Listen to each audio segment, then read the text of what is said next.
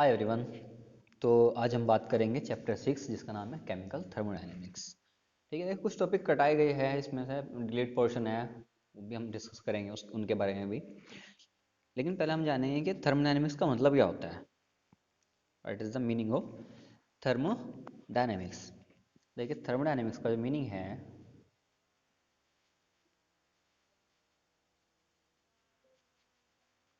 वह है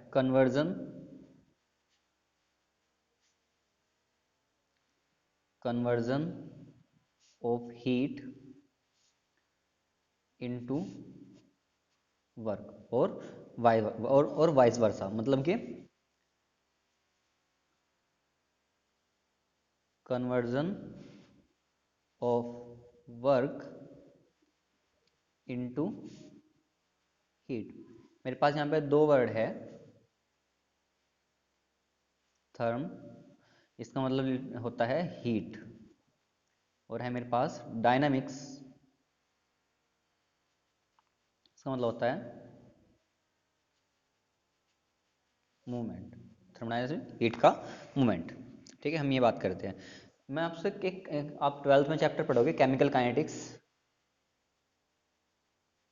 chemical kinetics, अगर हम उससे इस चैप्टर को रिलेट करते हैं, केमिकल काइनेटिक्स है, तो जो थर्मोडायनेमिक्स है वो बताता है केमिकल रिएक्शंस की स्पॉन्टेनिटी। Okay, spontaneity. काइनेटिक्स बताता है उसका रेट। जैसे मैं आपसे कहता हूँ डायमंड कन्वर्ट हो सकता है ग्रेफाइट में, ये बताया थर्मोडायनेमिक्स ने, लेकिन कितने टाइम में कन्वर्ट होगा ये बताएगा आपका chemical kinetics. Chemical kinetics deal करता है रेट से। ठीक है, तो हम जो ब्रांच है थर्मोडायनेमिक्स, इसको हम कैसे डिफाइन कर सकते हैं, ध्यान दो। हम ऐसे लिखेंगे the branch of science, branch of chemistry है ना, क्योंकि हम यहाँ पे फिजिक्स में भी थर्मोडायनेमिक्स पढ़ते हैं, तो मैं यहाँ पे लिखूंगा द ब्रांच ऑफ साइंस। हम उसी को लिख के यहाँ पे जो केमिस्ट्री में द ब्रांच ऑफ केमिस्ट्री नहीं, branch of science. Branch of science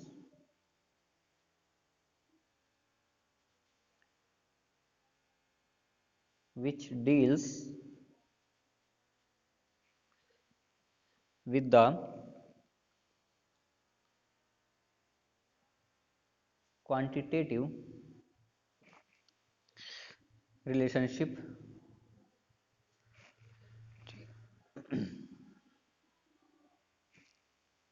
between heat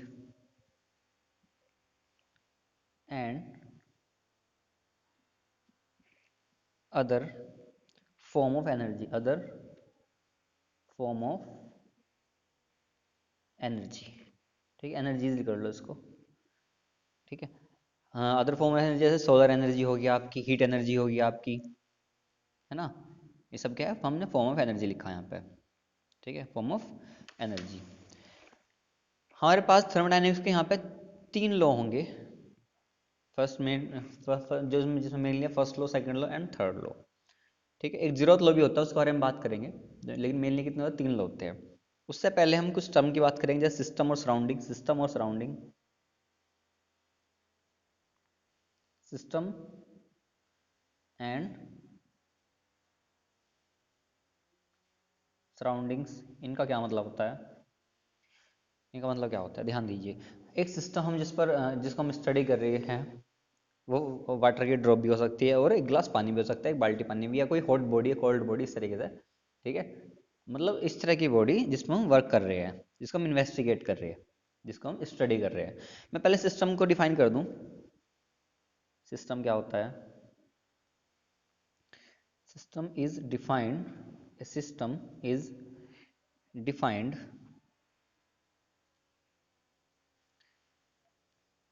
as that part of the universe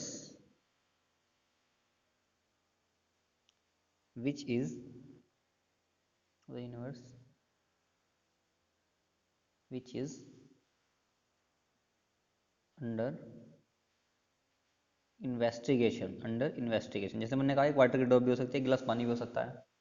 ठीक है, वो क्या होगा आपका, सिस्टम होगा। हम यहाँ पे एक बीकर लेते हैं, बीकर जैसा कुछ लेते हैं, हम इसमें वाटर फिल कर दिया, तो मैं कहूँगा इसको ये क्या है, सिस्टम है। ये क्या है, सिस्टम है आपका। और जो चारों तरफ का जो पार्ट है ये वाला, ये सब क्या है, सराउंडिंग्स है, सराउंडिंग्स है, सब क्या सराउंडिंग्स है। अब सराउंडिंग्स है मतलब मेरा क्या हो गया, सिस्टम को छोड़कर यूनिवर्स का जो भी पार्ट है। अब मैं इसको सर्कल को बड़ा कर सकता हूँ, और बड़ा कर सकता हूँ, और बड़ा कर सकता हूँ। इस रूम जो मेरे पास रूम है, इसको भी मैं सराउंडिंग्स कह सकता हूँ, ठीक है। सिस्टम को छोड़कर, सिस्टम को छोड़कर मेरे पास भी यूनिवर्स का जो भी पार्ट है मेरे पास, वो क्या होगा, सराउंडिंग्स होगा, ठीक है। देखिए ध्यान दीजिए, जो मेरे पास यूनिवर्स बनता है वो बनता है सिस्टम और सराउंडिंग से, ठीक है। सिस्टम माइनस कर दिया, बाकी जो बचा सब सराउंडिंग है, ठीक है। फिर हम सराउंडिंग को कैसे डिफाइन करते हैं, सराउंडिंग को डिफाइन करेंगे भाई, ध्यान दो। सराउंडिंग्स, सराउंडिंग्स क्या होता है, the part of universe, the part of universe other than system, जैसे मैंने आपको बताया, other than system is known as surroundings. कुछ बच्चों की शिकायत है पीडीएफ कुछ वीडियो की, आपको यहाँ पे वीडियो में भी आपको जो आपका राइटिंग का काम है वो मिल रहा है, तो इससे शिकायत मत कीजिए, ठीक है, कि हमें लिखने को नहीं मिलता, ठीक है। तो मैंने यहाँ पे लिखा भी universe is equal to system plus surrounding, ठीक है। अब हम टाइप ऑफ सिस्टम की बात करते हैं, लेकिन आपको पता तभी लगेगा जब आप पूरी वीडियो देखोगे, नेक्स्ट वीडियो देखोगे इससे, है ना। तो टाइप ऑफ सिस्टम की बात करते हैं, कितने टाइप के सिस्टम है। सबसे पहले बात करेंगे हम ओपन सिस्टम की। सिंपल वे में हम समझेंगे, एक बीकर में अगर वाटर रखा हुआ है, ठीक है, और हमने ढक नहीं रखा, ठीक है, ढक नहीं रखा, तो यहाँ से जो मास है वो भी ट्रांसफर होगा। और सपोज तो गर्म पानी रख दिया, अब ठंड है मेरे पास, ठीक है, यहाँ पे ठंड है, अगर इसमें गर्म पानी रख दिया स्पीकर में, तो हीट बाहर निकल जाएगी इससे, ठीक है, मतलब ठंडा हो जाएगा। एक्सचेंज कर रहा ना, एक्सचेंज कर रहा ना हीट को सराउंडिंग से, है ना। तो जिस सिस्टम में अगर जिस इसको हम और गर्म करेंगे, तो यहाँ से जो मास होगा वो भी निकलना स्टार्ट हो जाएगा, मतलब वाटर की जो वेपर है वो भी निकलना स्टार्ट हो जाएगी, मतलब मास का भी ट्रांसफर कर रहा ना सराउंडिंग से, है ना। तो ये इस तरह के सिस्टम क्या होंगे, ओपन सिस्टम होंगे। ऐसे डिफाइन कैसे करेंगे इनको हम, सबसे बड़ी बात है डिफाइन करना। सपोज करो एग्जाम में आपका है व्हाट इज ओपन सिस्टम, तो आप क्या लिखोगे, ए सिस्टम, आपको पता तो है, which can exchange both energy या heat and mass known as open system. A system which can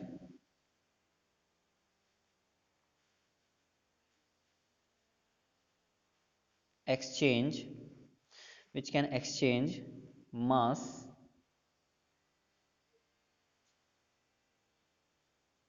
as well as heat, as well as heat, या इसको हम एनर्जी लिखो ज़्यादा बेटर होगा, एनर्जी विद सराउंडिंग, क्योंकि हम यहाँ पे केवल ना गर्म पानी की बात कर रहे हैं, ठीक है। तो इट लिखा with the energy with the surroundings, with the surroundings, क्या होगा आपका, ओपन सिस्टम होगा। नेक्स्ट हम बात करते हैं क्लोज सिस्टम की। अगर आप यहाँ पर मेरे पास अगर कैल्शियम कार्बोनेट है जैसे, इसको आप हीट करते हो, ठीक है, अब इसमें हीट कर रही, मास कैसे बाहर जाएगा, हीट कर रही है, तो मेरे पास यहाँ पे क्या बना है, कैल्शियम ऑक्साइड और कार्बन डाइऑक्साइड। अब कार्बन डाइऑक्साइड तो ओपन सिस्टम में से बाहर निकल जाएगी, तो मास का एक्सचेंज हो रहा है ना, ओके। नेक्स्ट बात करते हैं हम क्लोज सिस्टम की, नंबर 2 होगा मेरे पास क्लोज्ड सिस्टम, ठीक है। अब हमने क्या किया, जो हम सिस्टम ले रहे थे हमने बंद कर दिया चारों तरफ से, ठीक है, लेकिन जो वाल क्या है, इसकी कंडक्टिंग वाल है। अब ध्यान दो, हमने यहाँ पे कुछ ऐसा लिखा कि वाल कंडक्टिंग नहीं है, इसकी वाल क्या है, कंडक्टिंग वाल है, नॉन कंडक्टिंग वाल नहीं है, वो दूसरे सिस्टम में आएगा, आइसोलेट में आएगा, है ना। क्लोज सिस्टम, क्लोज सिस्टम ने बंद कर दिया, ध्यान दो, वाल कंडक्टिंग है, ऐसी गर्म पानी आपने लिया, ठंडा तो होगा, क्यों होगा, क्योंकि एनर्जी एक्सचेंज करेगा। अगर मास मतलब वेपर बनेगी तो वो बाहर नहीं जा पाएंगी, यहाँ टकराएगी, कंडेंस होंगी, फिर वापस जाएंगी, मतलब मास एक्सचेंज नहीं हो रहा है यहाँ से मास एक्सचेंज नहीं होगा। ये क्या है मेरे पास, क्लोज सिस्टम। डिफाइन कैसे करेंगे इसको हम, system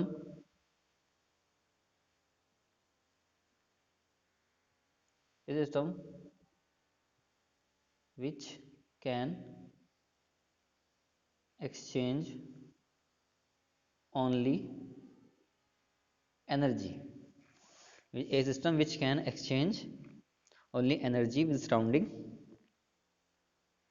but not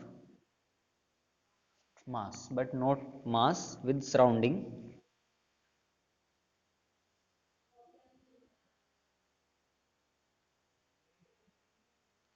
is called closed closed system। ठीक है। अगर आप वही इसमें कैल्शियम कार्बोनेट हीट कर रहे हो इस सिस्टम में, CO2 बाहर निकल गई थी यहाँ से, अब निकलेगी नहीं, निकलेगी ना, अगर हीट भी करा डिकम्पोज तो हो कैल्शियम कार्बोनेट, लेकिन हीट सॉरी CO2 आप यहाँ से बाहर नहीं होगी। नेक्स्ट बात करते हैं हम आइसोलेटेड सिस्टम की।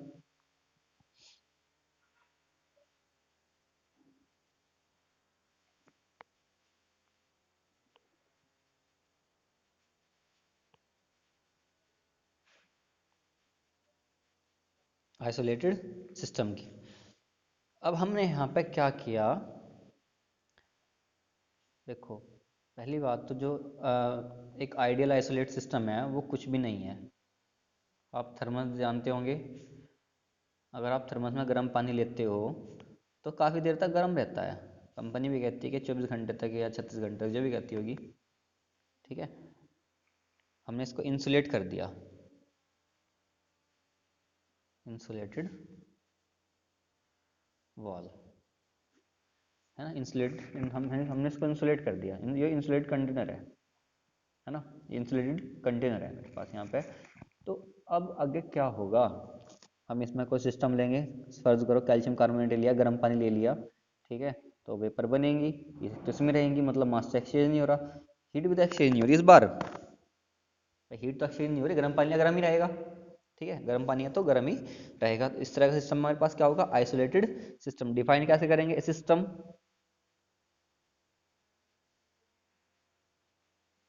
System which can neither exchange mass nor energy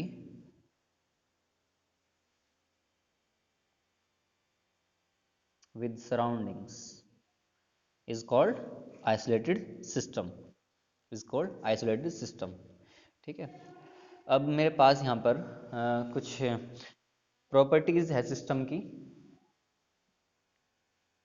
देखिए हम पहले छोटे छोटे टर्म्स है यहाँ पे, हम वो पहले क्लियर करते हैं, चैप्टर में ऐसे नहीं, मैं आपको बहुत बड़ी चीज़ सिखा दूंगा, छोटे छोटे टर्म है वो सिखाऊंगा। पहले प्रॉपर्टीज ऑफ सिस्टम की बात करते हैं। देखिए दो तरह की सिस्टम की प्रॉपर्टी होंगी, एक एक्सटेंसिव प्रॉपर्टी होंगी, एक इंटेंसिव प्रॉपर्टी होंगी। आपको मैं पहले डेफिनेशन लिख कर दे रहा हूँ। एक्सटेंसिव, हम गैस कीजिएगा थोड़ी देर के लिए, वीडियो पॉज करके, जब डेफिनेशन पढ़ लोगे आप यहाँ पे, extensive property, the properties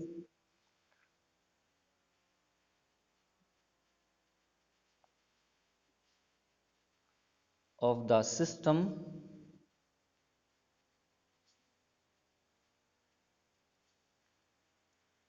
which depends upon the quantity, हम यहाँ साइज भी करते हैं, मैं आपको चौक का एग्जांपल दूंगा, और size of matter,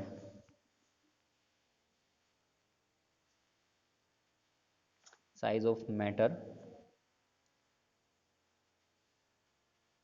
present in it, is called extensive property. अच्छा ठीक है, बात बताओ, आपने मास लिया, चौंक लिया, आपने चौंक को डिवाइड कर दिया आपने दो हिस्सों में, ठीक है। अब पहले एक चौंक थी, वो उसका मास कुछ था, अब क्या है, दो चौक हो गई हैं, है ना, दो चौक के पार्ट हो गए। अब क्या होगा, कोई बॉक्स ले लो, कुछ भी एग्जांपल ले लो आप, इनका तो मास क्या होगा, कम होगा, मतलब मास डिपेंड कर रहा था, ठीक है, इसके साइज पर भी। ओके, साइज कम हो गया, मास भी कम हो गया। मास क्या होगी मेरे पास, एक्सटेंसिव प्रॉपर्टी होगी। अच्छा चलो छोड़ो, एक एग्जांपल और लो, वॉल्यूम, है ना, वॉल्यूम का कुछ था, अब इनका कम हो गया, है ना, एक्सटेंसिव प्रॉपर्टी है, ठीक है, एक्सटेंसिव प्रॉपर्टी होगी। इंटरनल एनर्जी, जितना ज़्यादा बड़ा होगा सिस्टम, उतनी इंटरनल एनर्जी ज़्यादा होगी, एंथैल्पी हीट कैपेसिटी भी ज़्यादा होगी, ठीक है। लेकिन अगर आप आते हैं एक्सटेंसिव इंटेंसिव प्रॉपर्टी, पहले एग्जांपल लिख दूँ मैं, फॉर एग्जांपल यहाँ पर देखिएगा, फर्स्ट जो बनेगा आपसे वो मास है, वॉल्यूम है, बहुत अच्छा ऑब्जेक्टिव क्वेश्चन बनता है ऐसा, which of the following is not intensive या नॉट एक्सटेंसिव, कुछ भी पूछ देता है। Volume, internal energy, enthalpy, heat capacity,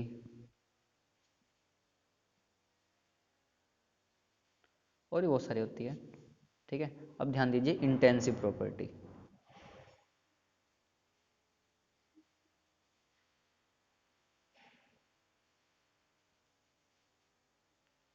intensive properties, the property which does not depend on the quantity of size or present size of matter present in it, मतलब यही जो है ना, इस डेफिनेशन से बना लेंगे हम, देखो बनाओ जरा, द प्रॉपर्टीज ऑफ, ये निर्भर करेंगी, ये डिपेंड करेंगी, ये इंडिपेंडेंट होगी, ये डिपेंड नहीं करेंगी साइज पे, ठीक है। जैसे कि मान लो सपोज करो आपका, मैं टेम्परेचर की बात करता हूँ आपसे, अगर आप यहाँ पे एक एक पानी लो, ठीक है, या फिर डेंसिटी, डेंसिटी बड़ी अच्छी एग्जांपल है, डेंसिटी लो, आपने एक गिलास पानी लिया, डेंसिटी उसकी वही होगी, एक बाल्टी पानी लिया, डेंसिटी जो पानी की होगी वही होगी, एक ड्रॉप पानी ले लिया तो डेंसिटी तो सेम होगी उसकी, ठीक है। अगर रूम का टेम्परेचर, पर्टिकुलर टेम्परेचर सपोज करो 20 डिग्री सेल्सियस है, तो आप पानी की कोई कितनी भी क्वांटिटी ले लो, पानी की कितनी भी क्वांटिटी ले लो, तो 20 डिग्री सेल्सियस टेम्परेचर रहेगा उसका, जो रूम टेम्परेचर है। खैर कोई नहीं, पहले हम लिखते हैं, the properties of the system which are the properties of the system which are indi which are independent, इस बात पे ध्यान दो, which are independent of the quantity or size size of matter, ठीक है। फॉर एग्जाम्पल, एग्जाम्पल देखेंगे हम, but example है इसका टेम्परेचर, प्रेशर भी है भाई, एक होता है रिफ्रैक्टिव इंडेक्स, आपने फिजिक्स में पढ़ा होगा, रिफ्रैक्टिव डेंसिटी, हम मैं बात कर रहा था आपसे, डेंसिटी, ठीक है, ठीक है। विस्कोसिटी देख लो, हाँ ईटीसी लिख देंगे, और भी बहुत सारी होती है ना। यहाँ पे क्या होगी, कुछ प्रॉपर्टीज होगी सिस्टम की, हमने यहाँ पे टाइप ऑफ सिस्टम की बात करी है ना, टाइप ऑफ सिस्टम की बात करी है। अब हम बात करेंगे प्रोसेस की, थर्मोडायनेमिक प्रोसेस, लेकिन वो यहाँ पर नहीं होगा, मैं यहाँ पे हम लिख रहा हूँ यहाँ पे थर्मो डायनेमिक प्रोसेस, वो हम अगले पार्ट में करेंगे, थर्मोडायनेमिक प्रोसेस को, है ना, थर्मोडायनेमिक प्रोसेस को हम नेक्स्ट पार्ट में देखेंगे। इस पार्ट में हम यहीं तक करते हैं, इन चीज़ों को समझे आप, ठीक है।